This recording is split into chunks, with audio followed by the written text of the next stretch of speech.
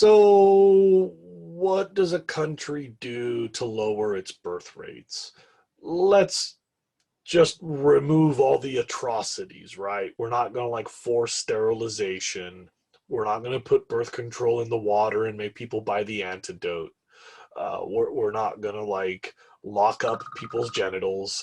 Um, let's just try to keep this real for a minute. There are three critical, actual on the AP test key kind of opportunities.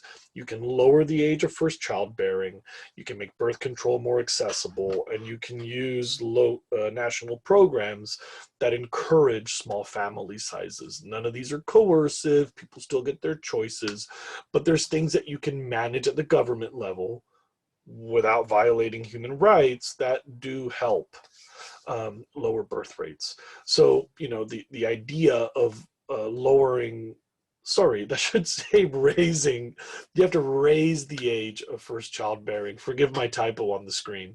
Number one should say raising the age of first childbearing, meaning somebody has to be older before they have their first kid, right?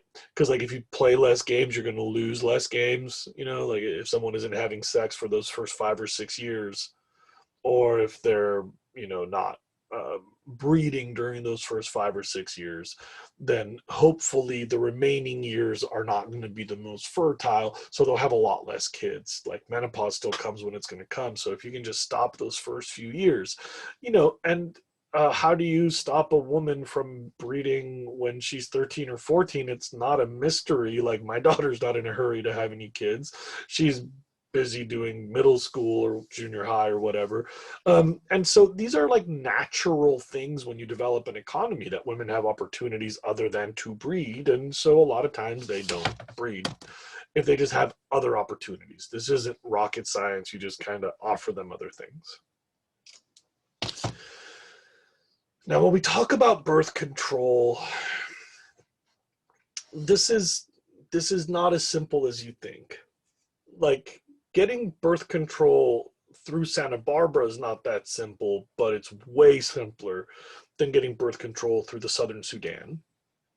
Um, a lot of family planning programs need to be culturally specific. You have to describe things in a way that people feel like it's reasonable. So, different religions, different cultural practices, different genders that you're talking to. Sometimes you talk to the dudes, sometimes you talk to the ladies. Um, it does take a lot of careful cultural structure to grow the idea that you plan a family. That that is actually kind of a big whoop, and it's not easy. And people spend billions of dollars, and it's not easy to implement in many parts of the world. Um, B, the birth control pill seems like really common in our society, but it depends on this like schedule thing. If you haven't heard, usually you have to take the birth control pill pretty much every day. Um, but when people live in poverty, there's a lot of chaos. Like the most effective things like birth control, actually not that good of an idea in like a poor community where you might be a refugee, or you might be on the run, or you might not sleep in the same place all the time, or you might not have a daily schedule. Um, Likewise, condoms, like they're actually like those packages are kind of delicate in a lot of environments, like there aren't like little things that get delivered often. So in many parts of the world, birth control is not pills and rubbers. It's pills and rubbers around here, but globally not so much. Um, and one type of birth control that most of you don't even know is that if you're breastfeeding one baby, your body's not likely to make another one right away. So when the baby is young and it breastfeeds often, a woman's body makes a hormone called prolactin, the hormone that makes her milk come out. And prolactin suppresses ovulation. So with regular feeding, your body won't drop an egg. And so a woman might go 2, 3, 4 years without having a period because she's breastfeeding frequently during those years. And in many parts of the planet, just by encouraging breastfeeding, you're actually making healthier children. And women might have more of a breather between their children. Finally, when we talk about national programs, remember that this is something that you want to do voluntarily, and this is something that you want to encourage. So we're talking rewards, like carrots, not sticks. You don't want to punish people for having a big family, but there's incentives that you can give economically, like more parental leave for the first one, less for the second, less for more children, better healthcare options, right? So like in some countries, you have like one child's worth of healthcare provided by the state.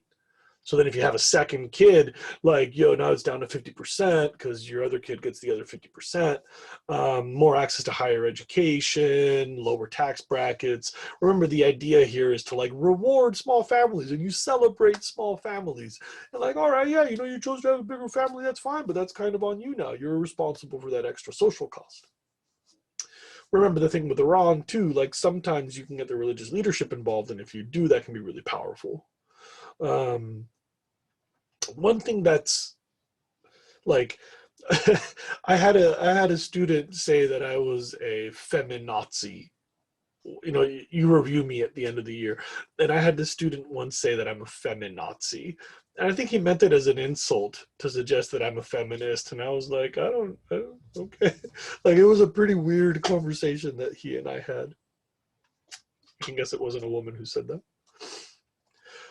But this is one of those times. Like, I'm sorry if this is a touchy subject. Who would have thought this was touchy? But everything that I've said here, 1, 2, and 3, all of this requires that women be socially visible and sort of woven into our social fabric. You can't, like, in a male-dominated society, men can't make all of these decisions. And in our own country, where we fail, it's usually because men are doing all the deciding about women.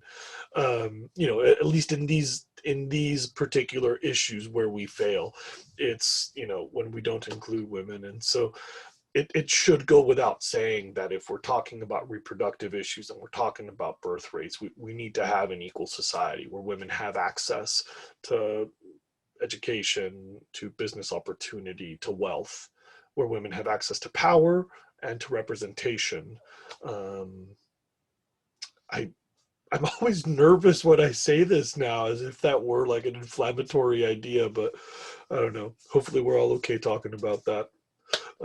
All right. That's it.